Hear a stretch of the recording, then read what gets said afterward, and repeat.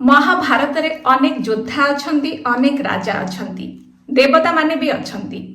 हेले एमिति जणे राजा एवं योद्धा जहांक कहानी हृदय विदारक। सी जन्मरु हेइथिले अस्वीकृत, जीए हृदय देई भल पाइकी भी विश्वासघातकता पाइथिले, जीए ठीक पटे थाई भी युद्ध हारिथिले। सी हेउछंती कर्ण। कर्ण जहांको दुनिया बुझी पारि नथिला। नमस्कार, जय जगन्नाथ। मु पद्मजा स्वागत जनाऊँगी आपण समस्त को आम channel the Padmaja Mishra show रे। आसंतु आज किछि भल सुनिबा। कर्णंकर जन्म भी थिला गोटे रहस्य। कुंती जे पांडुंकर स्त्री थिले, तांको युवती अवस्थारे तांको गोटे वरदान मिलिथिला, एया जे से जे कौनसी देवतांको डाकी तांकर संतान प्राप्त करि परिबे। अज्ञतावशतः कुंती सूर्य देवतांको डाकिथिले एवं जन्म हेइथिले कर्ण, सूर्यपुत्र, कुंडल एवं कवच सहित, जहा तांको सबुबेले अपराजय रखिथिला। कर्ण जन्म हेबा परे कुंती डरी जाइथिले, समाज कौन कहिबो एया भाबी नवजात शिशु कर्णंकु से नदी रे भसेई देले। भाबिकी देखंतु, जन्म हेला परे ही निज मां तांको त्याग करिथिले। केते हतभागा से थिले। नदी रे भासी जाइथिबा बेले तांको अधिरथ नामक जणे रथ चालक देखिथिले।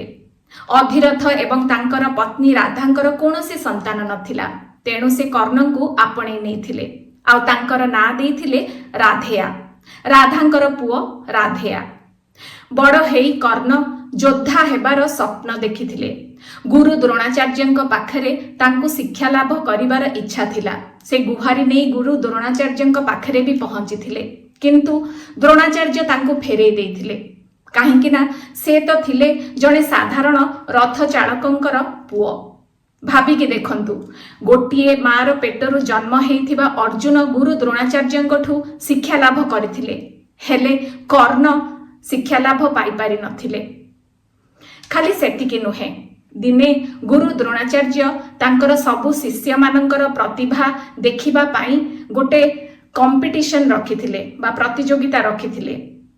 कर्ण चैलेंज करिथिले अर्जुनंकु, हेले सेही समय रे प्रतियोगिता रे थिबा अन्य लोक माने कर्णंकु प्रश्न पचारिथिले, तुमे को वंशर, तुमर जाति कौन, तुमर कौनसी अधिकार नहीं आमर श्रेष्ठ योद्धा अर्जुनंक सहित लड़िबार। कर्ण पूरा एकुटिया थिले, हेले मुंड लुआई नथिले। आउ ठीक सेही समय रे दुर्योधन आगुको बढ़िथिले एवं कर्णंकु अंग देशर राजा बोली घोषणा करिथिले। सेही दिनठु निजर बंधुता निभेइथिले, निजर मृत्यु पर्यंत कर्ण दुर्योधनंक सहित। कर्ण थिले अटल एवं अविचल। जणे श्रेष्ठ योद्धा हेबार स्वप्न नहीं कर्ण जाई पहुंची थिले परशुरामक पाखरे युद्ध विद्या शिखिबा पाई, हेले निजर मिछ परिचय देइथिले। परशुराम को से कहिथिले से ब्राह्मण परिवार बोली। दिने परशुराम निज शिष्य कर्णंक कोଳରେ मुंड रखी विश्राम नेउथिले।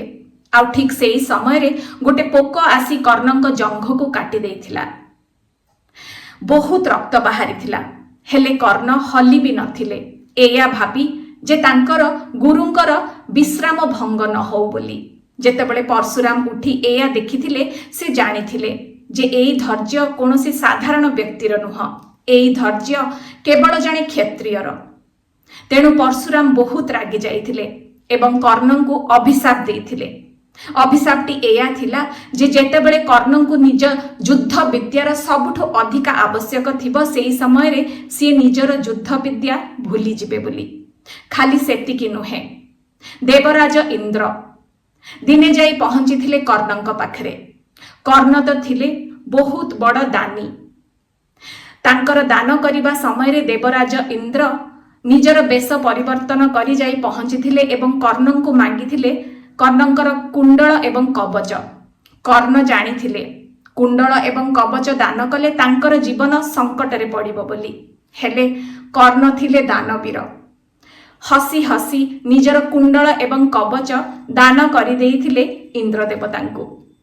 आउ शेषरे मां कुंती भी करिथिले विश्वासघातकता कर्णंक सहित। कुंती आसी कर्णंकु कहिथिले सीए तांकर ज्येष्ठ पुत्र, प्रथम पुत्र, ଆଉ ଏୟା କହିଥିଲେ ଯେ ସିଏ ପାଣ୍ଡବମାନଙ୍କ ସହ ମିଶି କୁରୁକ୍ଷେତ୍ର ଯୁଦ୍ଧ ଲଢ଼ନ୍ତୁ ବୋଲି। କର୍ଣ୍ଣଙ୍କର ସ୍ୱପ୍ନ ଛାରଖାର ହେଇଥିଲା, ହେଲେ କର୍ଣ୍ଣ ନିଜର ବନ୍ଧୁତା ନିଭେଇଥିଲେ। ସିଏ ଦୁର୍ଯ୍ୟୋଧନଙ୍କ ସହିତ ମିଶି ପାଣ୍ଡବମାନଙ୍କ ବିରୁଦ୍ଧରେ ହିଁ ଲଢ଼ିଥିଲେ। ମୃତ୍ୟୁ ଯାଏ ନିଜର ବନ୍ଧୁତା ନିଭେଇଥିଲେ କର୍ଣ୍ଣ। କୁରୁକ୍ଷେତ୍ର ଯୁଦ୍ଧ ଆସିଥିଲା। ଅର୍ଜୁନଙ୍କ ସାମ୍ନାରେ ଥିଲେ କର୍ଣ୍ଣ। ପରଶୁରାମଙ୍କର ଅଭିଶାପଟି ସତ ହେଇଥିଲା। କର୍ଣ୍ଣଙ୍କର ରଥର ଚକା ମାଟିରେ ଧସିଗଲା, ଆଉ ସେ ରଥରୁ ତଳକୁ ଆସି ତାକୁ ଠିକ୍ କରିବାକୁ ଲାଗିଲେ। ଠିକ୍ ସେଇ ସମୟରେ ଶ୍ରୀକୃଷ୍ଣ ଅର୍ଜୁନଙ୍କୁ କର୍ଣ୍ଣଙ୍କ ଉପରେ ସର ଛାଡ଼ିବାକୁ କହିଥିଲେ। ଯୁଦ୍ଧର ନିୟମ ଭଙ୍ଗ କରି ନିଶସ୍ତ୍ର କର୍ଣ୍ଣଙ୍କ ଉପରେ ଅର୍ଜୁନ ସର ଛାଡ଼ିଥିଲେ, ଆଉ ସେଇଠି ହିଁ କର୍ଣ୍ଣ ଢଳି ପଡ଼ିଥିଲେ। ଭାବିଲେ କଷ୍ଟ ହୁଏ। ଜଣେ ଏତେ ବଡ଼ ଯୋଦ୍ଧା, ଏତେ ବଡ଼ ଦାନୀ, କିନ୍ତୁ ଜୀବନ ସାରା ତାଙ୍କ ସହିତ ବିଶ୍ୱାସଘାତକତା ହେଇଥିଲା, ଅନ୍ୟାୟ ହେଇଥିଲା। କର୍ଣ୍ଣ ଇତିହାସର ଏକ ଭୁଲ ଯୁଗର ସଠିକ୍ ଯୋଦ୍ଧା ହେଇ ରହିଗଲେ। କର୍ଣ୍ଣ ଆମ ସମସ୍ତଙ୍କ ଭିତରେ ଅଛନ୍ତି। ଯେତେବେଳେ ଆମେ ଆମର ଜାତି, ଜନ୍ମ ଏବଂ ପରିସ୍ଥିତି ପାଇଁ ଅପମାନିତ ହେଇଥାଉ, ଆମ ଭିତରେ କର୍ଣ୍ଣ ଜାଗି ଉଠନ୍ତି। ଯେତେବେଳେ ଆମର ସରଳତା ଏବଂ ଦାନର ଅପବ୍ୟବହାର ଅନ୍ୟମାନେ କରନ୍ତି, ଆମ ଭିତରେ କର୍ଣ୍ଣ ଜାଗି ଉଠନ୍ତି। ଠିକ୍ ଥାଇ ବି ଯେତେବେଳେ ଆମେ ହାରିଥାଉ, ଆମ ଭିତରେ କର୍ଣ୍ଣ ଜାଗି ଉଠନ୍ତି।